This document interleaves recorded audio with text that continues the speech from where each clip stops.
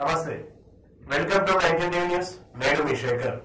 నాగర్ కర్నూలు జిల్లా కేంద్రంలోని జర్నలిస్టుల ఆధ్వర్యంలో హోలీ సందర్భంగా నాగర్ కర్నూలు జిల్లా ఎస్పీ వైభవ్ గైక్వాడ్ రఘునాథ్తో కలిసి హోలీ సంబరాలు ఘనంగా జరుపుకున్నారు.